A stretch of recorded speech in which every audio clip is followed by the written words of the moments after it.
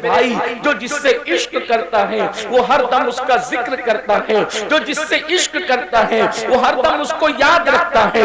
آج کل ہر مسلمان بھائی کا، بہن کا ایک دل کا یہ خیال ہے، لوگوں کی ایک تمنا ہے کہ میری جلدی سے حاضری مدینہ منورہ میں ہو، میں جلدی سے مدینہ منورہ دیکھ لوں اور میری حاضری مدینہ طیبہ ہو۔ جب بھی لوگ حج کو جاتے ہیں، عمرہ کو جاتے ہیں، تو ان کی یہ جو دوسروں کو جاتے ہوئے دیکھتے ہیں تو ان کی تمنا ہوتی ہے، تڑپ ہوتی ہے کہ میں بھی مدینہ شریف جاؤں۔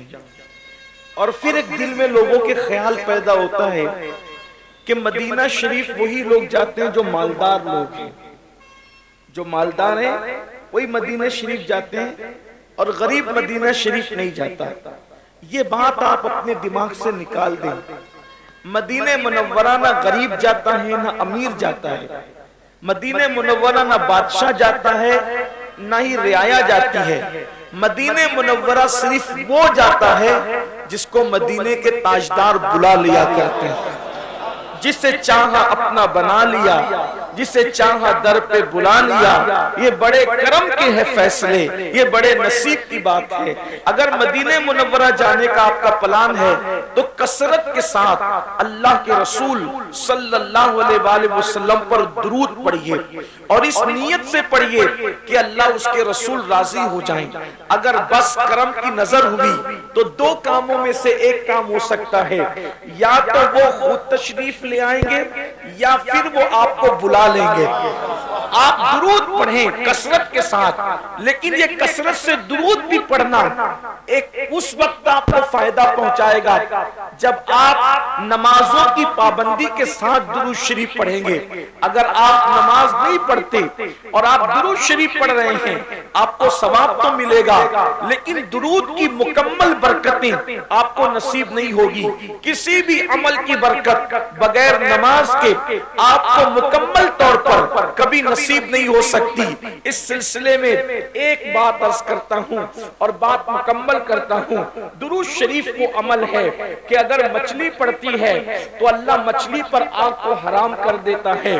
درود شریف وہ عمل ہے اگر شہد کی مکھی پڑتی ہے تو اللہ تبارک و تعالی کڑوے کسیلے رسوں کو جو ہے وہ شہد میں تبدیل فرما دیتا ہے۔ درود شریف اگر کوئی مصیبت میں پڑے اللہ اس کی مصیبتوں کو دور کرتا ہے۔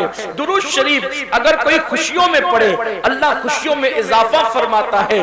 اس سلسلے میں ہماری کتابوں میں لکھا ہوا ہے کہ ایک عاشق رسول تھا اور بڑا غریب تھا اور اس کا کام تھا سنگ تراشی، یعنی پتھروں کو تراشنا۔ وہ پتھروں کو تراشتا تھا۔ یاد رکھنا ہم حضور سے عشق کی بہت باتیں کرتے ہیں، محبت کی بہت باتیں کرتے ہیں۔ مجھے سنیوں سے شکایت یہ ہے ہم نے عشق کی باتیں بہت کی لیکن ہم نے رسول اللہ سے ویسا عشق نہیں کیا۔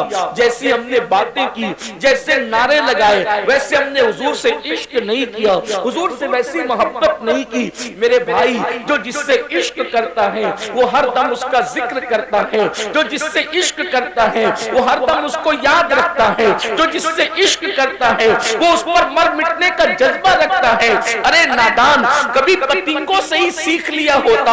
ایک پتنگے جب بھی جنگل کے اندر آگ جلتی ہے پتنگے اپنی جان کو نہیں دیکھتے بلکہ وہ آگ پر اپنی جان کو قربان کر کے بتاتے ہیں۔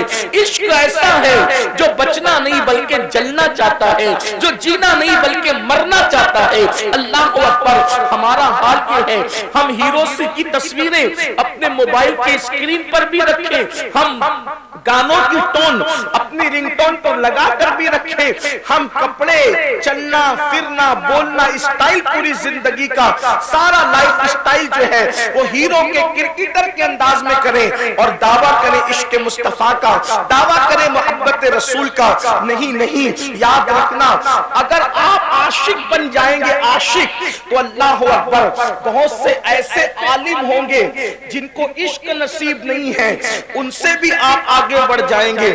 بہت سے ایسے عبادت گزار ہوں گے جن کے پاس عشق نہیں ہے ان سے بھی آپ آگے بڑھ جائیں گے۔ بہت سے ایسے حاجی ہوں گے جن کے پاس عشق نہیں ہے ان سے بھی آپ آگے بڑھ جائیں گے، اس لیے کہ عشق وہاں لے جاتا ہے جہاں فرشتوں کے پر بھی تھکتے نظر آتے ہیں۔ اللہ اکبر، یہ بھی یاد رکھنا جب کوئی میرے آقا پر درود پڑھتا ہے تو آقا کریم اس کے درود کو جو عشق کے ساتھ محبت اور عقیدت کے ساتھ پڑھتا ہے، آقا فرماتے ہیں صلی اللہ علیہ وآلہ وسلم کہ جو محبت اور عشق میں ڈوب کر مجھ پہ درود پڑھتا ہے اس کا درود میں خود سنا کرتا ہوں، اور جو ایسی روا روی میں پڑھتا ہے اس کا درود فرشتے لا کر مجھے پہنچاتے ہیں اور کہتے ہیں یا رسول اللہ فلاں ابن فلاں، یعنی باپ کے نام کے ساتھ وہ درود پہنچتا ہے، روا روی میں پڑھا تو فرشتہ پہنچاتا ہے، اور عشق میں ڈوب کے پڑھا تو خود تیری آواز مصطفیٰ جان رحمت کے کانوں تک پہنچتی ہے۔ اللہ اکبر، بڑا عمل ہے درود، بہت بڑا عمل ہے درود۔ درود کبھی مردود نہیں ہے، اور درود پڑھنے والا بھی کبھی مردود نہیں ہے۔ جو کثرت سے درود پڑھتا ہے مرنے کے بعد اس کا کفن بھی میلا نہیں ہوتا، اس کے جسم کو قبر کی مٹی نہیں کھاتی۔ یہ درود بہت بڑی چیز ہے۔ بچے کو درود کی کثرت کروا دو، خود بھی اٹھتے بیٹھتے چلتے پھرتے وضو بے وضو درود شریف پڑھتے رہو۔ با وضو پڑھو تو مقدر کی معراج ہے، لیکن اگر کبھی وضو سنبھال نہ سکو اور کسی وجہ سے بے وضو پڑھنا چاہے تو بے وضو بھی درود پڑھنے کی اجازت ہے۔ بہنوں سے بھی کہتا ہوں اگر اپنے بچوں کو نیک دیکھنا چاہتی ہو تو جب تم کھانا بنایا کرو تو درود شریف پڑھتے بنایا کرو۔ اگر چاہتی ہو کہ تمہارے شوہر کے دل میں تمہاری محبت پیدا ہو جائے تو درود شریف پڑھتے ہوئے کھانا بنایا کرو۔ اس سے بڑا تعویذ کوئی نہیں ہے، ہر درد کی دوا ہے۔ صلی علی محمد، تعویذ ہر بلا ہے۔ صلی علی محمد، اللہ اکبر۔